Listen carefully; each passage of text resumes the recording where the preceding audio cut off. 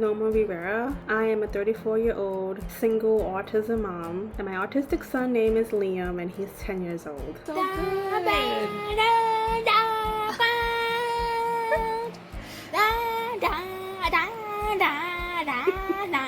Since Liam was about 2 years old, I separated from his father, and until then, which has been about 8 years, I have been raising Liam pretty much by myself. So I would like to think that I am a little bit of an autism expert. I've been a single autism mom for like 8 years now.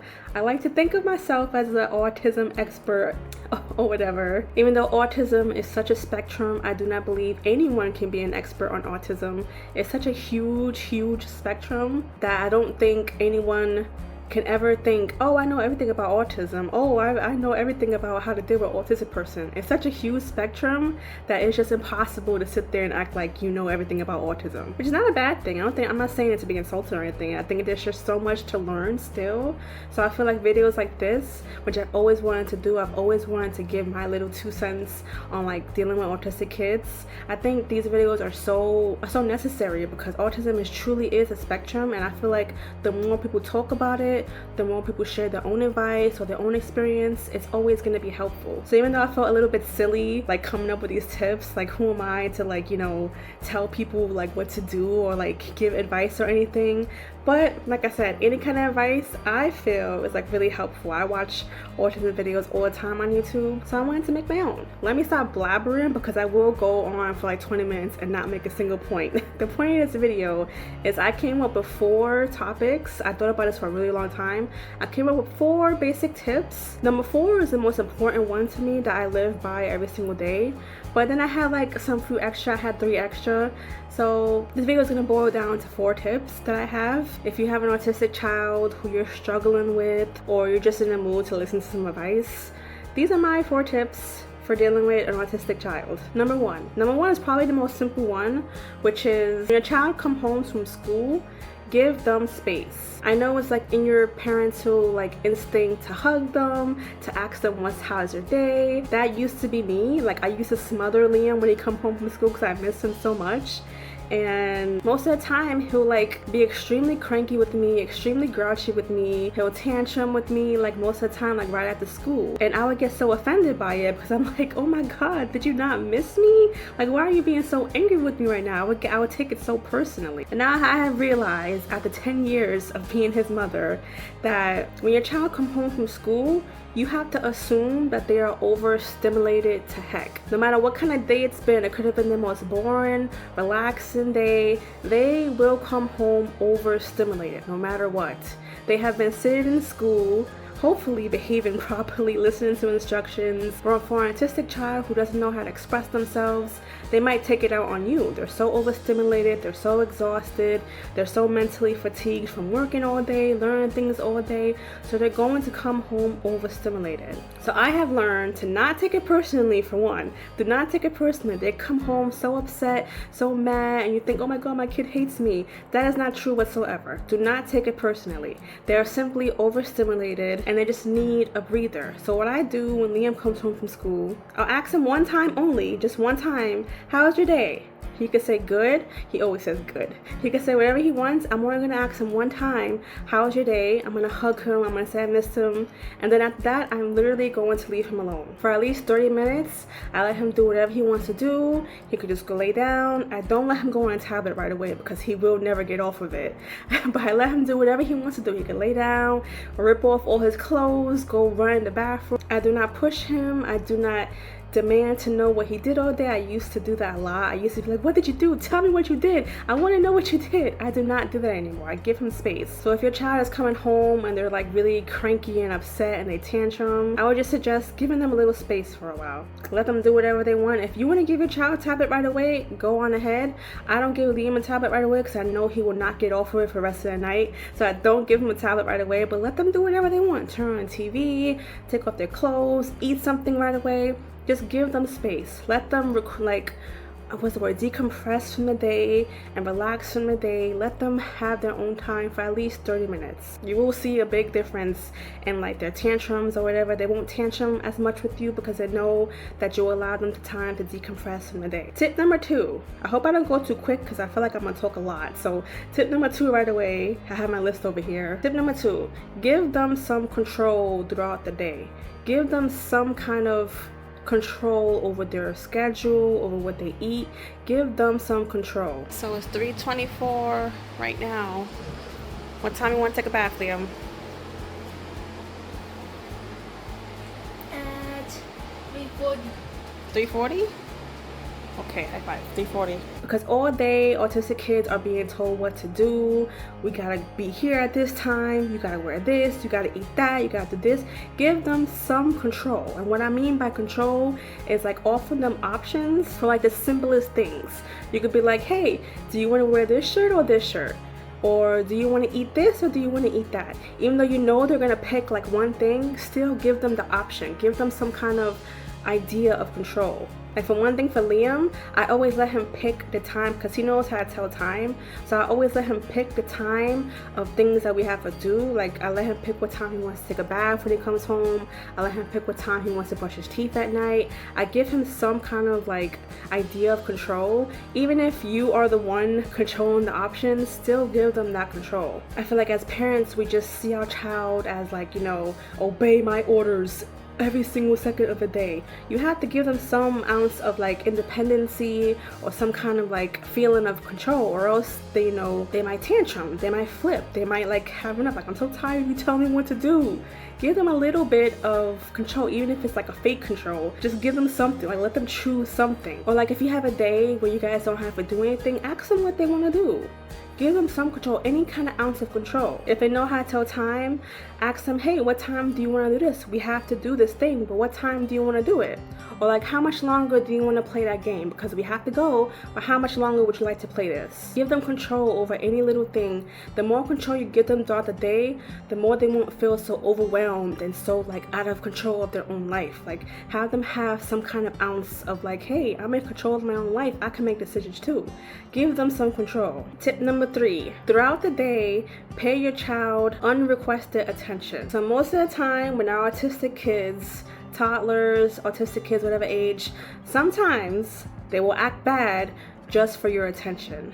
And if that's the case, you're not giving them enough unprovoked attention. So throughout the day, if you have like 5 minutes of free time, just pay them a little bit of attention. Just look at what they're doing real quick, watch their little shows with them, build something with them, spend a little bit of unrequested time with them, where they could be watching a show, you could see them, maybe they're like coloring or something, maybe they're busy doing something. Say if they don't want to be bothered, say if you have free time but they don't want to be bothered, just sit next to them, just be in their presence for a little bit, pay attention to what they're doing, just show them that you can give them attention without them being bad for it. Because most of the time kids are only bad because they want your attention and they know that's the easiest, quickest way to get your attention. Like there are some times when I notice that I haven't spent any time with Liam at all.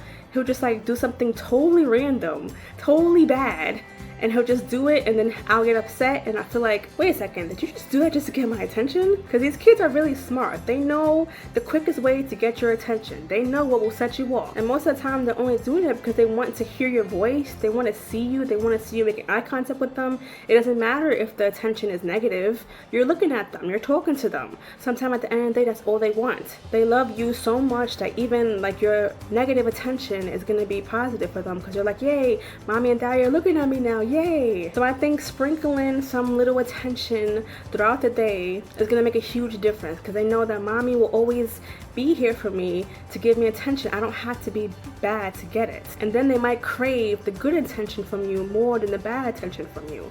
If you put too much energy and giving them negative attention, that's gonna be all they're used to. So try harder to give them some positive attention. Be goofy, be silly. Say, look, mommy can play with you. You don't have to be bad for it. And I know we're all busy. I know we don't have time to like sit there and watch a whole hour movie with them, or we don't have time to sit here and build like a 1,000-piece puzzle puzzle. I literally think 5 minutes every here and there, 5 minutes like every hour, 10 minutes, 15 minutes. I feel like it will make a world of difference, because it will show your child that you care. Like, you're not just here to be a boss, you're not just here to be demanding, you're here to be their parent, their friend, and that you love them, that you want to spend time with them. It doesn't always have to be a negative experience. Okay, so that leads us to tip 4. My most favorite tip, my most important tip for you, number 4. If you take anything from my channel, if you pay attention to anything that I say, take this 4th tip very seriously. My 4th tip is to pick your battles. I mean this with every ounce of my heart. Pick your battles that you are going to fight with your child. That sounded terrible. Don't fight with your child. I just mean pick your battles with them. If there's something that you're trying to discipline your child with, really reassure yourself, is it worth it? Really deep down in your gut. If you see your child doing something that's bad in your opinion, just really take into consideration, is this worth it?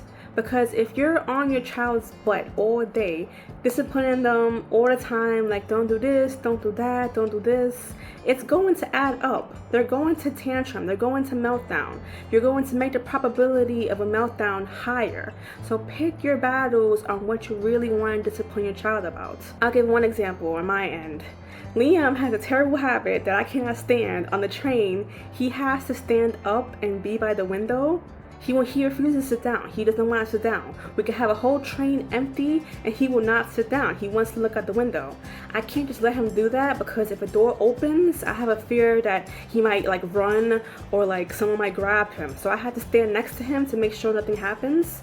And I hate it. I do not like it. I want to sit down and relax. Sometimes we have like a really stressful day and I just want to sit and relax. I was thinking of all these like ways to discipline him into sitting down, and I really thought about it. Is it worth it? It's really not.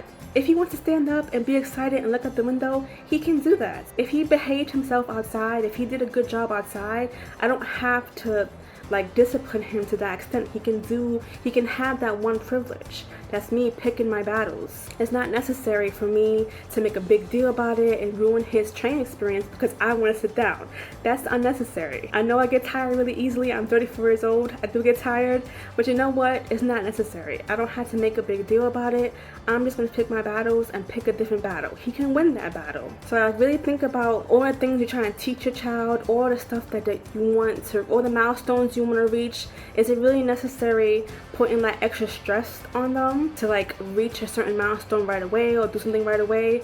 Think about yourself. Is this really necessary? Is this worth it? I guarantee if you release a little bit of control over certain things, pick your battles throughout the day, try to discipline them less, I feel like the tantrums will stop, the meltdown breakdowns will I won't say stop. It might lessen because you're relieving a little bit of their stress. Now some people might argue with me like, oh, that's being too gentle. Oh, that's letting them get away with too much. And I don't think that's true, because of course there are certain things they cannot do for sure to protect their life. Like Liam, like I'm not gonna let him get away with anything. Like he can't just, play with a knife in front of my face. Like obviously I'm gonna pick that battle to fight. But I think just learn to relax a little bit, like ease up on the control, ease up on like everything you're disciplining your child with, making sure it's actually worth it is going to help you in the long run, because you're going to have a much more relaxed child. Like everything won't be about discipline. Like every single aspect of their life shouldn't be about discipline. Like if Liam is doing something a little bit annoying, I always think to myself, is this a battle that I want to fight? Is this worth it? Is this a battle that I want to pick today? Because we're going to have a lot of battles today. You're going to push our buttons a lot today. Is this a battle that I want to fight today? That sounds like really, really bad. Again, you should not fight with your child. It sounds really traumatic and really bad, but I hope you get what I'm saying. Pick like what you want to spend your energy on. Pick what you want to discipline them about or deal with about. Just pick them wisely. You only have so much energy to put into certain aspects of your life. Pick and choose that the battles you're picking is worth the energy. Okay, I feel like I talked a lot. I don't want this video to get too long. I hope that made sense. I hope this helped you somehow. I don't know. It's like always my dream to like somehow inspire another autistic parent or like motivate another autistic parent. That is like truly a dream of mine. The reason why I started this channel is to like motivate autistic parents, be a part of the autistic community. So I truly hope you got something out of this. And if you yourself have any advice that you could give me or give anyone else watching, totally leave a comment down below. I love hearing like advice. I love hearing tips. from all the autistic parents. I can never get enough of it. So go ahead and leave any other tips or suggestions you have in the comments. And I will see you in my next video. That's all I got for today. I'll see you in my next video. Thanks so much for being here. Bye.